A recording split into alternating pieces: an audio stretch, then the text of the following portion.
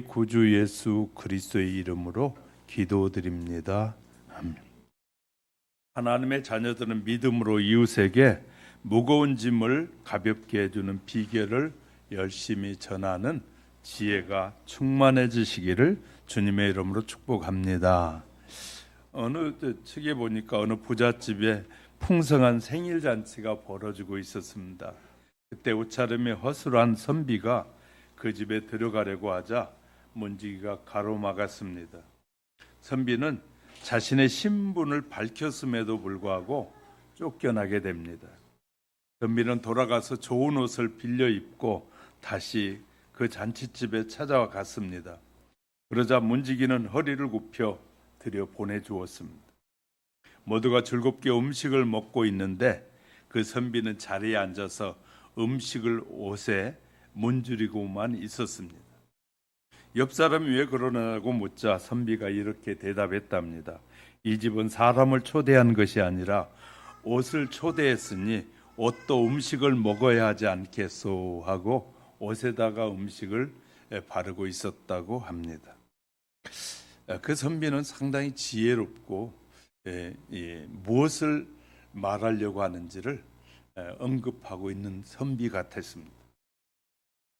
본문은 세상 일에 시달려 안식을 모르고 살아가는 피곤한 인생들, 무거운 짐으로 인해 피로하고 기쁨을 모르고 살아가는 사람들을 부르시는 그리스도의 초청에 대한 기록을 우리에게 말씀해 주고 있습니다. 어거스틴은 그의 참회록 첫머리에서 오직 예수 그리스도 안에 쉴 때만이 참 안식이 있다라고 쓰고 있습니다. 예수 그리스도 안에 있을 때만이 참된 안식이 있다. 오직 예수 안에만 참 안식이 있고 기쁨과 평강이 있습니다. 다른 누구도 우리에게 참 안식과 평안을 줄 수는 없습니다. 많은 사람은 나름대로 안식을 찾으려고 여러 가지 수단과 방법을 강구하기도 하지만 그들은 진정한 안식을 누리지 못한다는 것입니다. 이러한 세상에서 예수님의 초대는 얼마나 큰 기쁨인지 모릅니다. 예수님께서 사람을 가려서 초청하지 않고 누구든지 오라고 말씀하고 계십니다. 특별히 마태복음 22장의 한 잔치집에 먼저 그 지방의 유지급 사람들을 초청했으나 그들은 일제히 사양하자 주인이 이렇게 말합니다. 9절 10절에 보면 내 거리 길에 가서 사람을 만나는 대로 혼인잔치에 청하여 오라. 한데 종이 길에 나가 악한 자나 선한 자나 만나는 대로 모두 데려오니 혼인잔치에 손님이 가득하더라 라고 하고 있어요. 누가복음 14장 21절에 보면 종이 돌아와 주인에게 그대로 고하니 이에 집주인이 노하여 그 종에게 이르되 빨리 시내 거리로 나가서 골목에 나가서 가난한 자들과 몸이 불편한 자들과 맹인들과 저는 자를 데려오라 초대하라라고 말하면서 초대해 그 잔치에 채우라고 말씀하고 있습니다. 오늘은 인생의 무거운 죄의 짐을 지고 살아가는 사람들을 초청하시는 예수님의 말씀을 상고하는 시간에 세상에 없는 참 평안과 기쁨을 우리에게 주시고자 하신 그 의미들을 깊이 되새겨가는 은혜의 시간이 되시기를 주님의 이름으로 축복합니다. 첫 번째 말씀드리고 싶은 것은 세상의 무거운 짐진 자는 내게 오라 라고 말씀하고 있습니다. 본문 28절에 보면 수고하고 무거운 짐진 자들아 다 내게로 오라 이렇게 예수님이 말씀하셨어요. 수많은 인생들은 오늘도 무거운 짐을 지고 힘겨운 이 인생의 길을 살아가고 있습니다. 우리 주님께서 이제 짐진자를 향하여 오라고 부르시는 이유가 있다 그 말이에요. 그 이유는 우리의 무거운 짐을 덜어주시기 위해서, 해결해 주시기 위해서입니다. 우리는 짓누른 무거운 짐에서 빼내주기 위함이라는 사실입니다. 그러니까 예수님이 우리를 초대할 때는 그냥 초대하는 것이 아니라 우리의 무거운 인생의 짐을 좀 줄여두려고 우리를 부르십니다. 우리가 잘 아는 것처럼 하나님께서 모세를 통해서 출애굽기 6장 6절 7절에 보면 그러므로 이스라엘 자손에게 말하기를 나는 여호와라 내가 애굽 사람들의 무거운 짐 밑에서 너를 빼내며 그들의 노역에서 너희를 건지며 편팔과 여러 큰 이 심판으로서 너희를 속량하여 너희를 내 백성으로 삼고 나는 너희의 하나님이 되리니 나는 애굽 사람의 무거운 짐 밑에서 너희를 빼낸 너희의 하나님 여호와인 줄 너희가 알지라. 우리를 무거운 짐에서 빼주겠다고 하나님이 말씀하고 계시는 거예요. 그러니까 많은 무거운 짐을 지고 살아가는 사람들에게 그 짐을 덜어주시겠다고 하나님께서 말씀하실 뿐만 아니라 또 예수 그리스도를 우리에게 보내셔서 십자가에 죽게 하셨다 그 말이에요. 본문의 구절을 자세히 살펴보면 수고하는 자와 무거운 짐진 자가 안식을 누리지 못한 자로 이렇게 구분되어 있는데 이것은 예수님께서 부르시는 사람이 정신과 육체의 쉼을 얻기도 하고 얻지 못하고 있는 모든 사람들을 또한 말하고 있는데 그들에게 정신적으로나 또 이 육체적인 쉼을 주시겠다라고 말씀하고 계시는 거예요. 우리 인간은 모두가 힘들고 무거운 짐진 자들이다라고 성경은 말하고 있습니다. 이것은 아담과 하와가 범죄한 이후에 모든 인간에게 내려진 공통적 형벌이 바로 무거운 짐입니다. 우리 인간은 땀을 흘리고 애써야만 먹고 살 수 있으며 그로 인해서 드리워지는 짐 때문에 고통스러워하고 괴로워하고 있는 것이 사실입니다.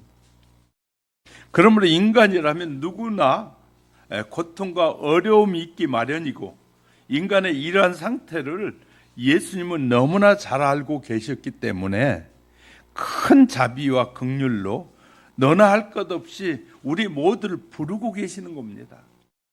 그러면 우리는 예수님의 부르심에 지체하지 말고 응답해야 한다 그 말이죠. 우보천리라는 말이 있는데 소걸음으로 천리를 간다라는 뜻입니다. 네팔의 세파들은 몸집이 매우 작습니다. 그런데 놀랍게도 그들은 30에서 20kg의 여행 가방을 대여섯 개 등에 지고 히말라야를 올라간다고 해요. 8,000m의 고도에 하늘의 성처럼 떠 있는 아나푸르를 트레킹할 때 세파들이 보이지 않고 첩첩이 짐을 쌓아 올린 큰 광주리가 혼자 저절로 움직이는 것 같이 보여요. 왜냐하면 세파는 안 찍고 그냥 카메라로 위에만 찍기 때문에 사람이 적으니까 짐만 보인다 그 말이에요. 세파들이 거대한 짐을 옮기는 비법은 한 가지인데 자신의 속도대로 천천히 걸어간다는 것입니다. 그들은 묵묵히 고된 노역을 하는 착한 소처럼 느릿느릿 걸어간답니다.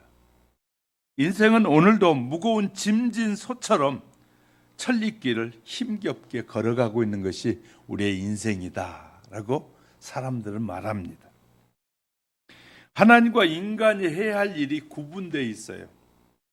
그리스도의 초청은 하나님께서 하실 일과 인간 편에서 해야 할 일들이 구별되어진다라고 우리에게 알려주는 것입니다.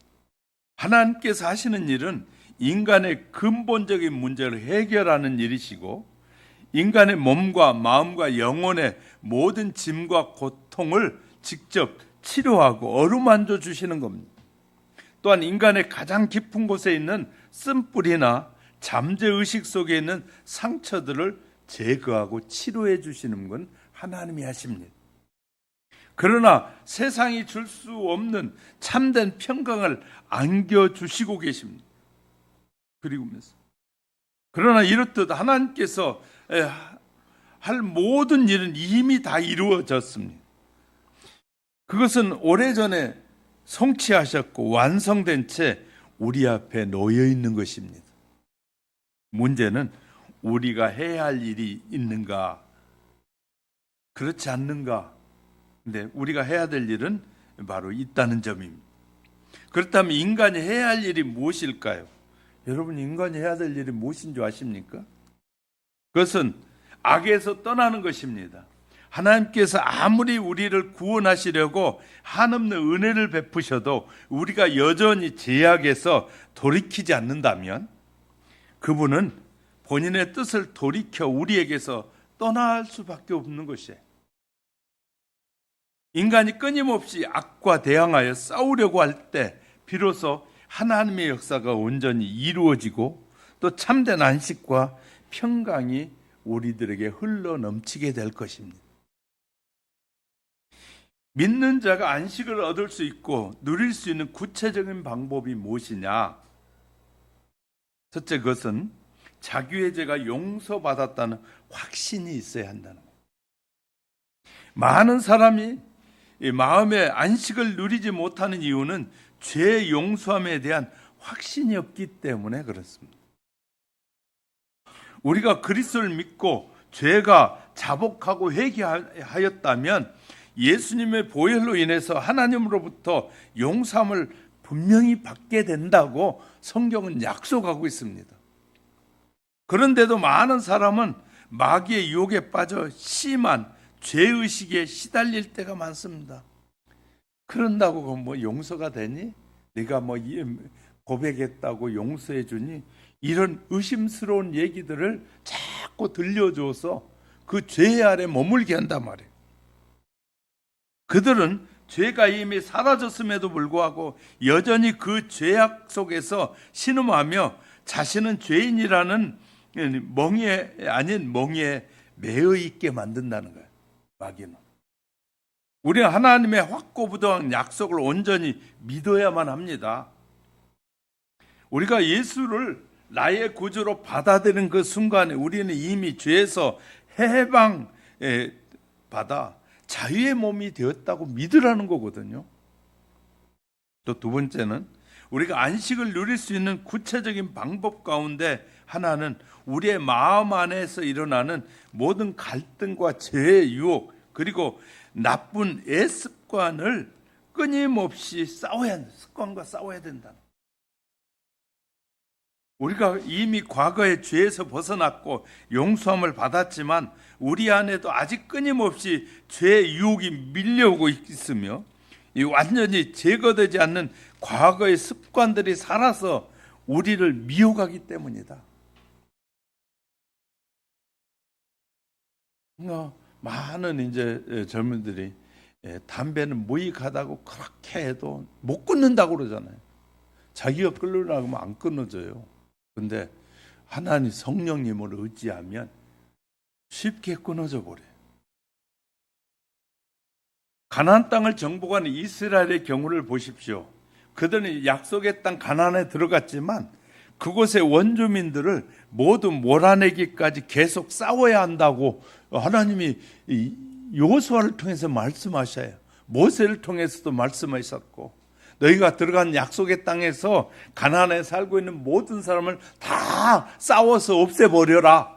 그것이 너희가 해야 될 일이다 라고 맡겨줬어요. 그러나 그들이 하나님의 말씀을 거역하고 원주민을 완전히 물리치지 못한 채 그들과 동거하게 되자 그들의 죄악된 습관에 차차 물들어갔고 그 결과 이스라엘은 멸망의 길로 빠져들어가게 됐단 말이에요. 신앙에서 자유함을 줬음에도 불구하고 자꾸 세상이 좋아지는 거예요. 저렇게 세상 사람이 사는 것이 행복이야. 뭐 그런 식으로 자꾸 세상 사람들을 사모하고 세상 사람을 믿고 따라가면 결국은 신앙에서 또 다 무너져 버려요. 그럼 우리가 만약 우리의 죄와 애습관들과 대항해 끊임없이 싸우는 고통을 감수하지 않는다면 안식을 누릴 수도 있는 또 다른 방법은 우리가 장차 누리게 될 영원한 안식에 대한 늘 안식을 사모하는 마음을 가져. 지금도 안식하지만 영원한 안식이 내게 주어졌다라는 사실을 사모하고 믿어야 돼. 히브리서 기자는 우리에게 안식할 때가 있음을 말하고 있어요. 우리가 성경에 약속된 천국의 영원하며 영광스러운 안식을 생각할 때 세상의 모든 고통과 괴로움 속에서도 그 무엇과도 바꿀 수 없는 크고 영원한 기쁨을 얻게 될 것이다 라고 우리에게 말씀하고 있단 말이죠. 세상에 우리가 지고 가야 할 짐들이 너무나 많습니다. 이 가정에도 짐이 많습니다. 부모나 자식의 짐이 될 수도 있습니다. 형제나 친척이 짐이 될 수도 있고요. 직장에서 직장도 짐이 될 수 있고, 상급자나 하급자나 직장 동료가 짐이 될 수도 있습니다. 사회 구석구석에 짐이 많습니다. 이웃이 짐이 될 수 있습니다. 내가 있는 곳에서 어디든지 무거운 짐이 있습니다. 우리 주님은 죄인이든 가난한 자든 병든 자든 누구든지 초청해 주셨습니다. 자신이 죄인이든 가난한 사람이든 병든 자든 주님은 필요하는 모든 사람을 주님에게로 나아갈 수 있게 만들어 놓으셨다는 거예요. 예수님께서는 온유하고 겸손하신 분이시기에 이러한 은혜를 우리에게 한없이 베풀고 계십니다. 예수님의 초청은 신분 고하, 남녀노소를 불문하고 아무런 제재나 제한이 없는 초청으로 오늘도 우리와 같은 죄인을 부르고 계신다고 말해요. 여러분, 예수님께서 주시는 이 영원한 안식을 원하십니까? 그러시다면 예수님께로 나오셔서 영접하면 됩니다. 그러면 즉시 주님의 평화와 위로가 우리의 것이 될 것을 믿으시기 바랍니다. 그래서 수많은 무거운 짐을 지고 있는 자들에게 우리로 하여금 그 대리의 역할을 하라고 우리를 세상에 먼저 부르셨다고 말씀하고 있어요. 먼저 부르신 사실이 여러분이 믿어지시기를 주님의 이름으로 축복합니다. 두 번째는요, 내게 와서 주님의 명예를 메고 배우라고 말씀해요. 29절 보세요. 나는 마음이 온유하고 겸손하니 나의 멍에를 메고 내게 배우라. 그리하면 너희 마음이 쉼을 얻으리니. 예수님이 이렇게 초청하고 계셔요. 세상은 사람의 지위나 신분이 높은 사람을 만나기 위해서는 일정한 시간과 노력을 투자해야 됩니다. 그러니까 세상에 사람들을 만나기 쉽지 않습니다. 세상에 훌륭한 일을 한다는 사람들을 만나기 쉽지 않아요. 회장님 만나기도 어렵고요. 대통령 만나기도 어렵고요. 장관 만나기도 어렵고요. 사람 만나기 어렵습니다. 그래서 신분이 높은 사람일수록 더욱 그리해요. 그런데 세상을 창조하시고 섭리하신 하나님의 아들이시면서 우리의 구주가 되신 예수님은 누구든지 자신에게로 나와 모두 기쁘게 맞이해 주시겠다고 말씀하고 계세요. 하나님의 아들은 누구든지 만나주겠다고 하는데 우리는 우리 주위에 훌륭한 사람들 만나기 어렵습니다. 약속을 잡아야 되고요. 대단한 인내가 필요하고 또 만나는데 거저가면 그냥 만나지도 못해 선물 가져가야 만나요.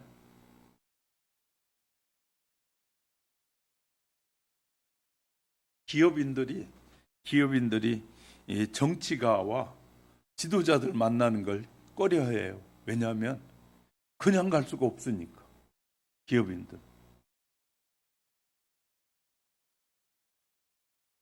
그래서요, 기업을 하는 사람들이 그렇다고는. 그래서 높은 사람일수록 훨씬 만나기가 단위가 커져요.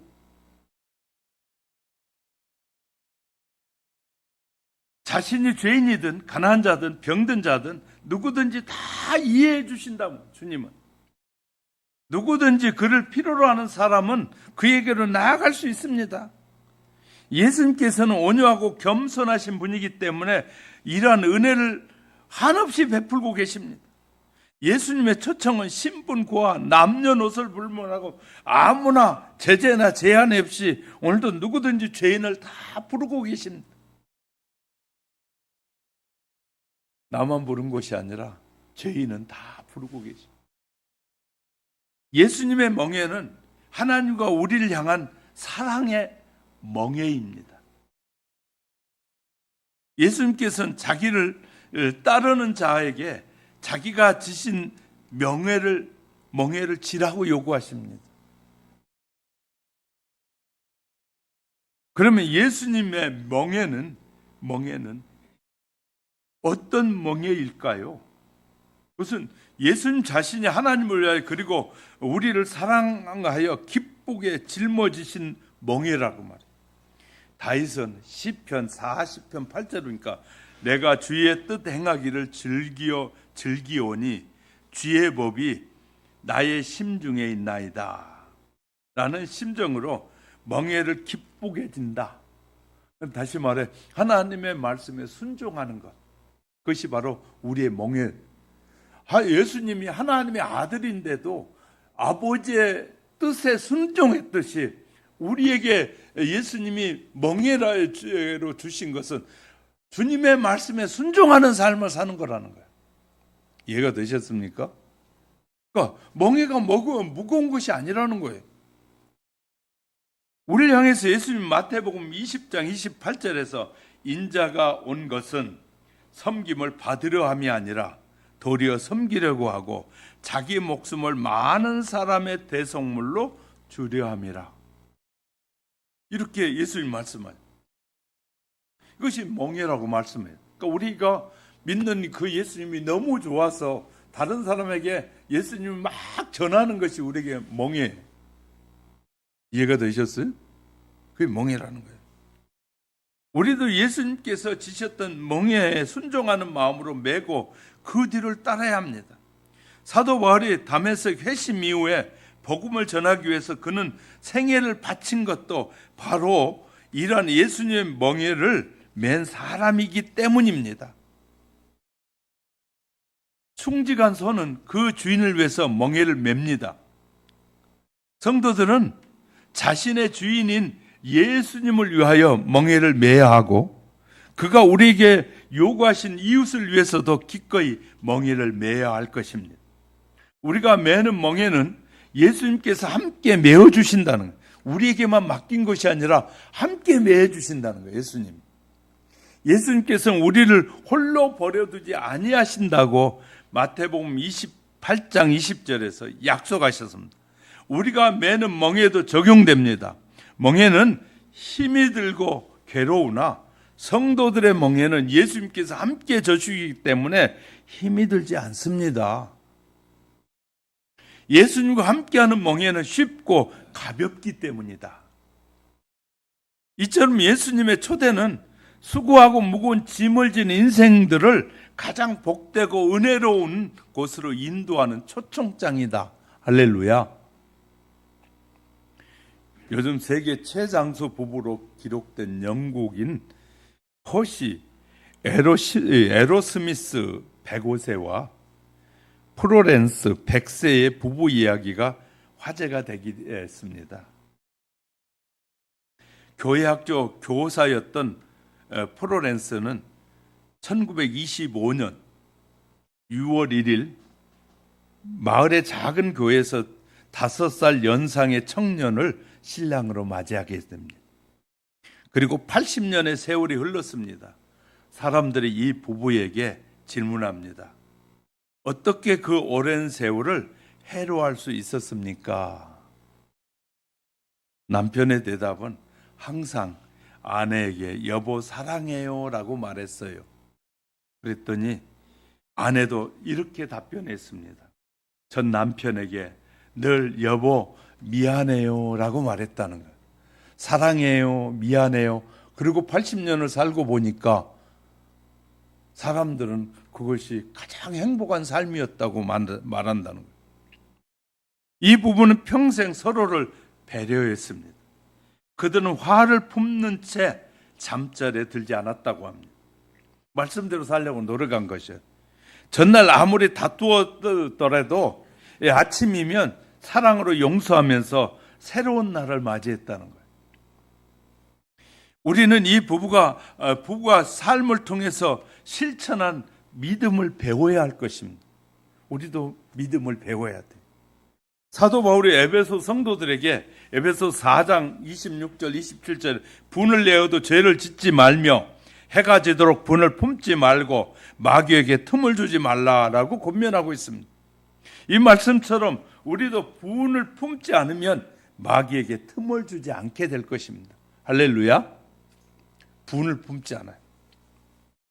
예수님의 멍에는 하나님과 우리를 향한 사랑의 멍에입니다. 예수님께서는 자기를 따르는 자에게 자기가 지신 멍에를 지라고 요구하십니다. 그러면 예수님의 멍에는 어떤 명예입니까? 그것은 예수님이 지신 자신이 하나님을 위하여 그리고 우리를 사랑하여 기쁘게 짊어지신 멍에인데, 예수님은 30절에 내 멍에는 쉽고 내 짐은 가벼움이라. 자, 절 보세요. 예수님이 우리에게 맡긴 멍에는 무거운 거예요. 세상의 죄와 같이 무거운 짐이 아니라는 거예요. 할렐루야. 예수님은 내 멍에는 가볍고 쉽다고 말해요. 개역 성경은 내 멍에는 쉽고 내 짐은 편하다라고 번역했고, 공동 번역에서는, 성경에서는 내 멍에는 너희에게 알맞고라고 번역했어요. 그러니까 우리가 지기에 알맞다는 거예요. 자, 어떤 사람 짐을 많이 지면 굉장히 힘들어잖아요. 근데 알맞게 지면 즐겁게 지고 가잖아요. 그러니까 하나님이 예수 그리스도를 믿는 저와 여러분에게 짊어지는 짐은 늘 가볍고 즐겁게 질 수 있는 짐이라는 거예요. 이해가 되셨으면 아멘. 그 짐을 우리에게 멍에를 주셨다. 어떤 분이 중동 지역에 속아 멍에를 메고 밭을 가는 것을 보면서 예수님의 말씀이 더 확실히 이해되었다라고 어느 글에 쓰고 있었어요.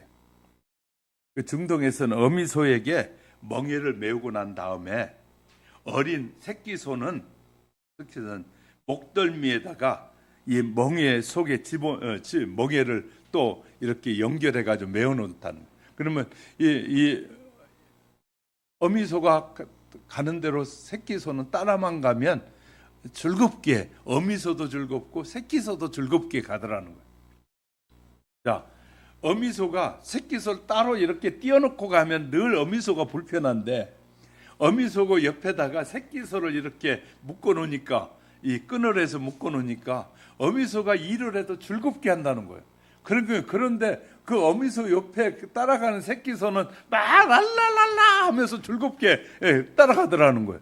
그걸 보면서 예수님의 그 멍에라는 그 의미를 자기가 더 깊이 깨달았다라고 쓰고 있는 거예요. 그러니까 우리는 예수님만 따라가면 우리의 멍에는 가벼워서 즐겁고 기쁘게 막 짊어지고 갈 수 있다는 말이에요. 할렐루야. 여러분, 예수님이 우리에게 주신 멍에는 가벼운 겁니다.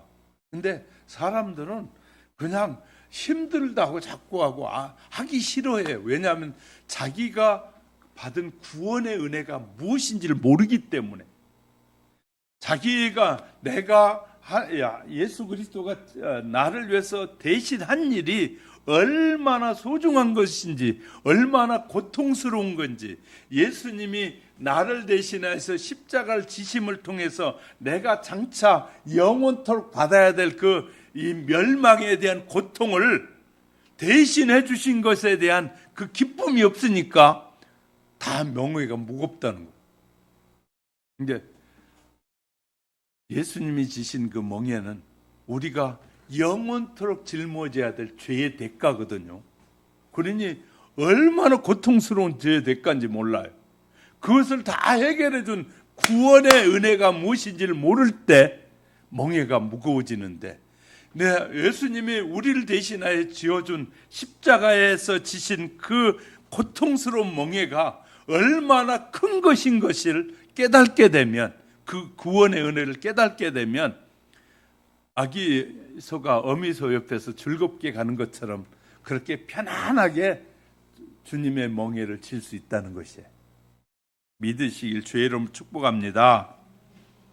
예수님께서 짊어지신 멍에를 순종하는 마음으로 메고 주님과 함께 하면 됩니다. 바울이 다메섹 회심 이후 복음을 전하기 위해서 그의 멍에의 생애를 바친 것도 그가 예수님과 멍에를 함께 메었기 때문입니다. 우리가 메는 멍에는 예수님께서 함께 메어주신다고 마태복음 28장 20절에 볼지어다 내가 세상 끝날까지 너희와 항상 함께 있으리라.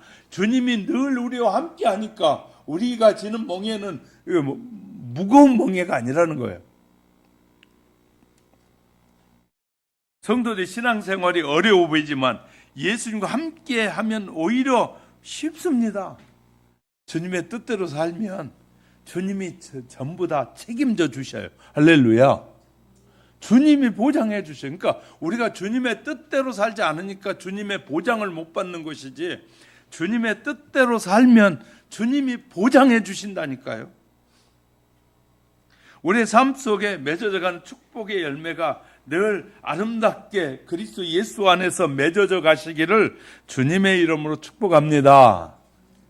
세 번째는 내 짐의 가벼운 쉼에 진리를 누리게 된다. 내 짐이 가볍고 쉽다는 것을, 진리를 깨닫게 될 것이다. 본문 29절 30절에서 나의 멍에를 메고 내게 배우라. 그리하면 너희 마음이 쉼을 얻으리니, 그것을 내가 내 마음이 쉼을 얻고 진리를 알게 된다라고 썼어요. 이는 내 멍에는 쉽고 내 짐은 가벼움이라 하시니라.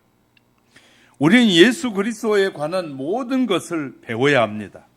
학생이 학교에 입학하게 되면 모든 규칙을 준수하고 선생님으로부터 학문을 배워야 합니다. 요새는 학생 인권이란 거 웃기는 것을 만들어 가지고 선생님한테 배우는 것이 아니라 선생님을 자기들이 귀찮은 존재로 여기는 학생들이 생긴 거예요. 학생이 학교에 입학해서 배우지 않아요.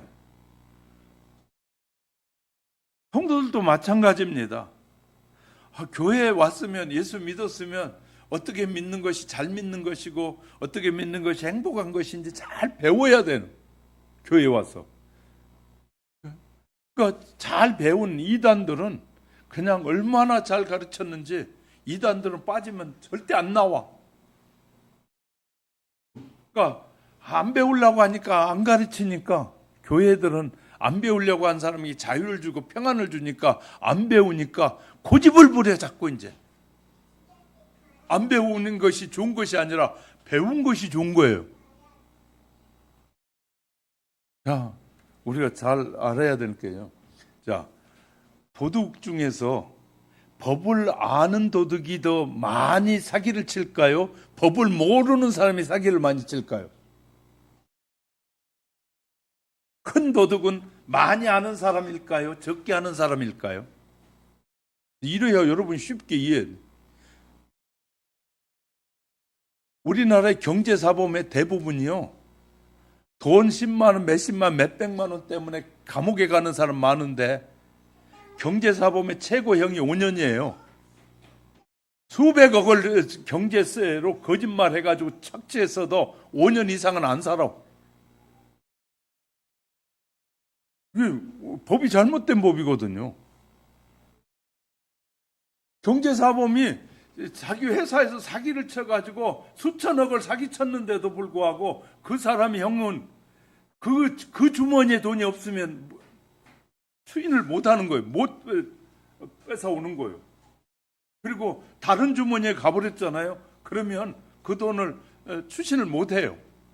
못 찾아와. 그리고 그가 살 수 있는 거 5년이요. 그래서 지식 있는 사람들이 그 법을 이용해서 큰 죄를 지어.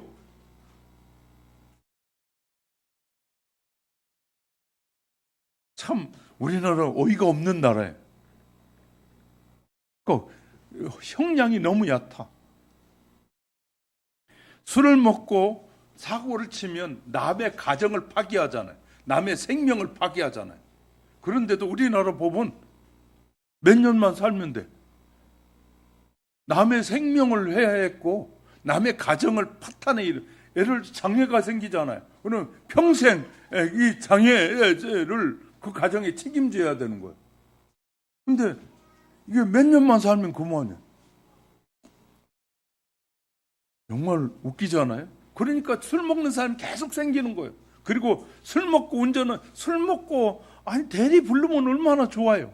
근데 술 먹고 대리를 안 부르고 지가 가다가 남을 받아 죽이고 막 그 남의 가정에 완전히 파탄을 만들어 놨는데 그 사람 몇 년만 살고 나와버리면 또 지는 마음대로 그냥 돈 있다고 산다. 웃기는 세상이에요. 여러분 웃기지 않습니까? 그래서 그런 사람들은 성경을 안 믿으려고 해요. 왜냐하면 성경이 이렇게 말해.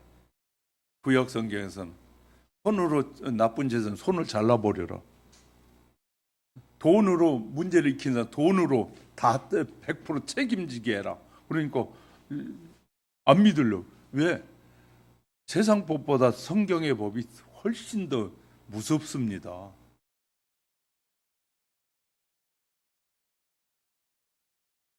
야, 우리는요 도둑이 훨씬 더 배운 사람 도둑이 많아요. 그러니까 저기 교도소에 가보면 잡범만 들어와 있고 진짜 와야 될 사람도 안 들어와 있는 거예요. 우리는 죄에 대해서 굉장히 너그러워요. 뭐 전과 뭐 몇 번은 그냥 우습게 여겨. 뭐 그 정도는 뭐 살겠지. 그런 우리의 의식이 잘못된 의식이거든요. 전과가 1범, 2범, 3범, 4범 저랑 같이 공부한 신학교에 왔던 분은 9범이었어요. 저와 옆에서 같이 공부한. 교도소를 9번 갔다 온 사람. 근데 역시 그 성질은 못 버리더라고요. 목사가 돼도 막 깽판을 부리고 막 별짓을 다 해. 우린 잘 아셔야 돼. 자꾸 죄를 많이 짓는 사람들이 정치를 하고 죄를 많이 진 사람들이 사회에 앞장서게 되면 그 사회는 좋은 사회가 아니라 나쁜 사회를 향해 가는 거예요. 우리의 잘못된 의식 때문에 잘못된 지도자를 만들고 잘못된 지도자가 세상을 잘못된 길로 끌고 가는 거예요. 세상에서는 안 가르치니까 교회에서라도 바로 가르쳐야 되지 않겠어요? 우리나라 국회에 근 50% 가까이가 형을 받은 사람들이 국회의원이 된 거예요. 그러니까 뭐 정치가 최하의 바닥이에요 지금 우리나라 정치가. 왜? 교도소 간 놈들이 근 반을 차지하고 있으니까. 아니 교도소 안 가고 바르게 사는 사람도 얼마나 많이 있는데 왜 그런 놈들을 뽑아가지고 그들은 자기 멋대로 힘이 생기니까 더 막 기고만장한 자들이 생기는 거예요. 우리 교회 성도들이 바른 의식과 올바른 생각을 갖지 않으면 안 되는 시대에 지금. 그래서 부르심을 받은 저와 여러분이 바로 깨닫고 바로 나가서 잘못된 사람을 계도하고 바르게 세워야 되는데 교회 안에도 아직도 여야가 있다는 게 웃기는 거잖아요. 교회 안에. 누가 여야입니까? 교회 안에는. 예수 안에도 하나여야 되거든요. 교회 안에 여야가 있으면 안 돼요.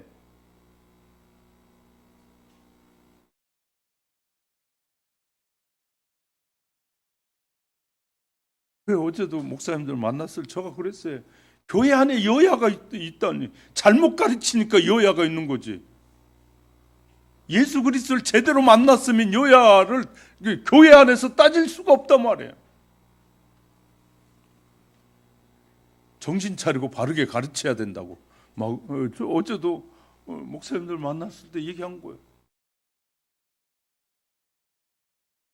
우리가요, 정신 바짝 차리지 않으면 내가 예수를 믿는데 제대로 예수를 믿는지 잘못된 것에 흘러가고 있는지도 모를 수 있다고 말이에요. 정신 바짝 차리고 우리가 주님을 배워야 되고 알아야 됩니다. 부르심을 받은 성도는 영적인 존재잖아요. 성도들이 믿음, 소망, 사랑을 잃으면 곧바로 절망에 무너집니다.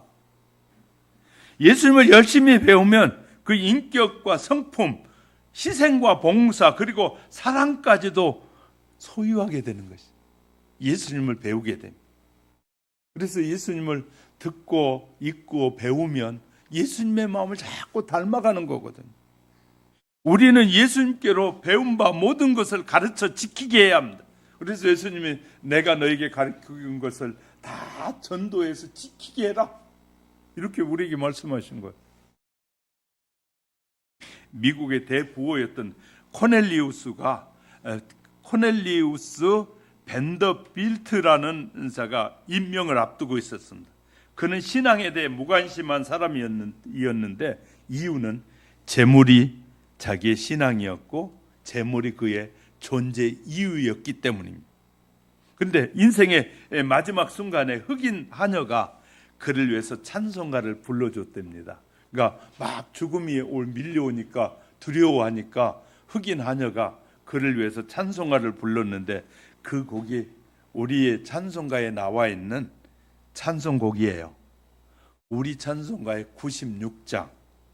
예수님은 누구신가? 예수님은 누구신가? 그가 조용히 찬송가를 부르니까 듣더랍니다. 음미했습니다. 찬송가에는 예수님의 속성이 아주 쉽게 표현되어 있거든요. 우는 자의 위로, 없는 자의 풍성함, 천한 자의 높음과 잡힌 자의 노임과 죽은 자의 생명이고 추한 자의 정함과 죽은 자의 부활이라. 이렇게 예수님이 누구신가를 조용히 하녀가 부를 때 벤더빌트의 입술이 조금씩 떨려오기 시작했습니다. 그리고 나지막한 음성으로 이렇게 고백하더랍니다. 주님, 저는 가난하고 천한 사람입니다. 그리고 나서 그는 예수님을 영접하겠다고 하더랍니다. 그리고 예수님을 영접했어요. 그는 자신의 재물과 지식, 명예를 포기하고 예수님을 그리스도로 영접하였다는 거예요. 예수 그리스도를 영접하면 모든 명예와 물질과 세상에서부터 자유로워집니다. 할렐루야. 그 무거운 짐은, 왜냐하면 세상 사람은 어떻게 해야 돈을 많이 벌어가지고 내 마음대로 살 거야. 그러니 돈 버는 게 쉽지 않잖아요. 얼마나 힘들어요. 근데 주님이 우리에게 돈 벌게 해주시면 너무 쉬워요. 그러면 이제 저한테 이렇게 질문한 사람이 있어요. 목사님, 아무리 내가 기도해도 그렇게 안 해주시대. 근데 욕심을 가지고 하면 주님은 응답하시지 않아요. 욕심을 가지고. 그러니까 내가 지금 기도하는데 그걸 통해서 뭘 하겠다고 지금 기도하느냐가 중요해. 그러니까 내 마음에 다 욕심을 감춰놓고 어떻게 벌기만 해봐라. 내가 그냥 큰 소리 치라. 교회에서도요, 돈 많이 낸다고 큰 소리 치는 사람은 나중에 가면 나이가 들어가지고는 반드시 믿음에 문제가 생겨요. 교회 안에서도. 하나님 앞에 드리는 순간 다 잊어버려야 돼. 왜? 내가 지금 드린 건 하나님이 지금까지 주셔서 누리고 있는 것이고 드린 것은 당연한 것이라고 여겨야 되는데, 내가 이 교회를 위해서 이렇게 드렸는데 하는 순간에 그는 하나님 앞에 드린 게 아니었어요. 그러니까 그는 나중에 가면 나이가 들수록 이제 믿음의 문제가 드러나기 시작해요. 젊었을 때는 의지로 이것을 감추는데, 그래도 그냥 감추려고 하는데 나이가 들면 자기도 모르는 사이 입에 튀어나와 버려요. 자기의 마음의 속에 감추고 있는 것이 드러나 버려요. 그래서 마지막 순간에 하나님을 부인하기 시작합니다. 내가 이렇게 하는 교회를 위해서 물질을 드리고 시간을 드렸는데 하면서 자기가 드러나 버려요. 그건 지금까지 사람을 속이고 하나님을 속이려고 했는데 하나님은 속는 분이 아니시다는. 세상의 모든 사람은 험한 세상에서 사람마다 수고하고 무거운 짐을 지고 허덕입니다. 그런데 사람마다 인생에 기대하는 것이 있어요. 어떤 사람은 선한 일에, 어떤 사람은 악한 일에 인생을 허비하기도 합니다. 그리고 보람을 느끼고 후회하기도 합니다. 여러분, 무엇에 인생을 걸고 있습니까? 정신없이 바쁘다가 어느 날 문득 스스로 삶의 방향을 바른 것인가, 삶의 푯대를 잃어버린 것은 아닌가 하는 의혹이 들 때가 있습니까? 그럴 때 세상의 관점에 초점을 맞추어 생각하지 말고 위를 향한 믿음 위에 서서 문제를 깨닫고 방향을 새롭게 잡으시기를 주의 이름으로 축복합니다. 방향을 다시 잡. 성도들에게 지금 베푸는 예수님의 구원의 은총과 이 성령님의 넘치는 위로, 하나님의 풍성하신 사랑이 넘쳐나도록 늘 기도하는 겸손한 하나님의 사람들이 되시기를 주님의 이름으로 축복합니다. 말씀을 정리할게요. 오늘 예수님의 초청은 죄로 인해서 죽어가는 모든 인간을 부르시는 부르심을 의미합니다. 초청을 받은 사람은 대개가 기쁜 마음으로 이를 수락함으로 초청해 준 사람에게 예의를 표하는 것이 그것이 그와의 관계를 맺는 것입니다. 그래서요, 우리도 초청장이 국회의원들에게서 오기도 하고요, 때로는 구청장이 초청장을 보내오기도 해요. 저희는 그냥 안 가요. 구청의 행사에도 잘 안 가고. 왜냐하면 적은 교회 목사가 가면 뭘 달라 그런 느낌 받는 것 같아. 그래서 안 가버려. 안 가요.